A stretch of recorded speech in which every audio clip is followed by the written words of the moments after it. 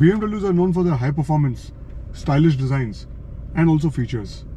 However, like any car, any vehicle, things can go wrong and things can break. Even if you keep maintaining it, servicing it on a timely basis, do the preventive maintenance, and whatever you can to maintain the upkeep of your vehicle, things can go wrong. And the last thing you would want in your car to fail is an ECU. And in this video, we are just going to discuss this story of a failed ECU in my BMW F30 328i. So stay tuned for this one. So when a car's ECU is about to fail, you can expect a lot of things to go wrong in your car, particularly when you are driving, and if you are able to judge a misfire or a lack of performance in certain RPM range, and then again abruptly giving back the lost performance, then there are obvious pointers like the car completely stalls or keeps stalling, and worst case is the car completely shuts off and never starts again. In my case, I was driving back from my office in the evening. As soon as I entered my premises to park the car, just 100 meters or so before that, my car went into a limp mode. I was lucky. I just my car had enough power to park in my designated parking zone, and yeah, so it was just in limp mode and I was able to drive it to my parking spot. The very next day I tried to start it because these drivetrain errors and such errors may be sporadic, so I was just hoping, keeping my fingers crossed, that it should be all okay and the next day it should be okay. Unfortunately, the next day it did not start. So yeah, eventually I had to before that, before towing the car, I had a scanner with me, which is out here. It's called the Blue Driver. So with the help of this, I had done a scan, and it did throw a few codes which were related to the mass airflow sensor, and that I thought maybe that's a small thing, let's just get it sorted. But the car was refusing to start, so I had to tow it away, and I called the official BMW service center. They sent a tow truck, a flatbed basically. So that was done. When it went to the BMW service, I had shared the codes with them.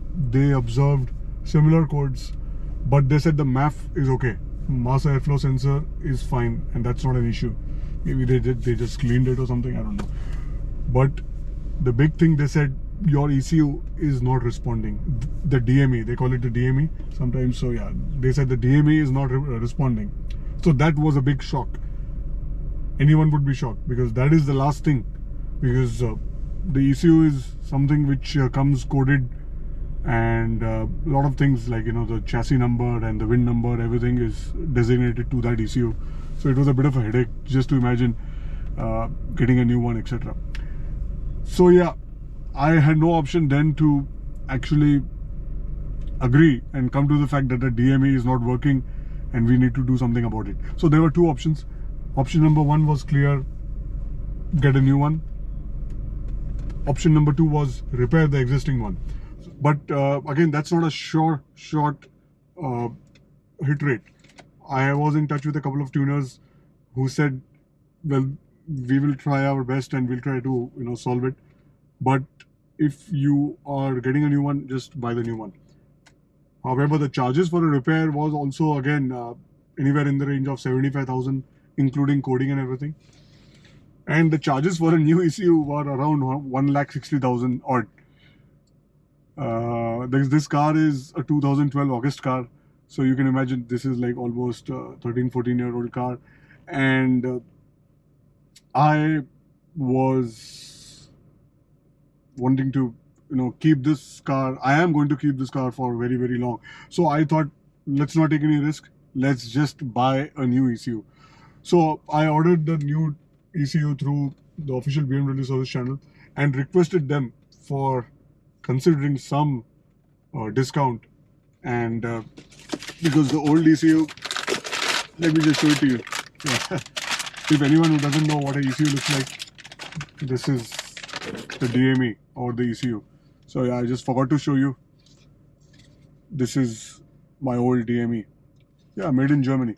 So the new one also was supposed to come from Germany, and it took approximately a downtime of 3 weeks. My car was lying in the workshop for approximately 3 weeks till the new ECU came in. So as I was saying earlier, the VIN number, the chassis code is again linked to the ECU.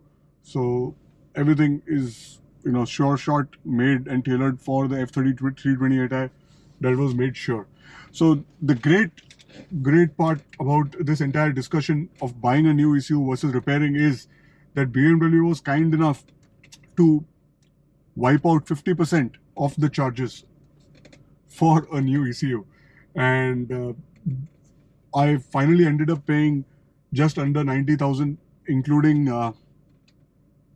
the coding, because that 1.6 lakh was only for the ECU, and there are some coding charges and everything. So I paid, you know, under 90,000, including taxes, for the entire ECU job, a new ECU. So that way, I was very happy that BMW was kind enough to give an extension of that warranty, or that goodwill warranty. They were able to accept it for a car which is almost 13-14-year-old car. So that was something really interesting. I was thankful to BMW India. I did not have to write to BMW India also. It's just that the service center mentioned that they will try their best to do what they can, and the service center raised a case on my behalf. So I would say that if there are these jobs, you can also ask service centers to raise this request to the official manufacturer, and most of them are kind enough, if you are giving a good business to them and being loyal to that service center for a long time. So it worked out for me. And in that service, as the car was already there, I got my spark plugs changed, because the last spark plug job was done in 2019. I got the engine oil changed, and yeah, the car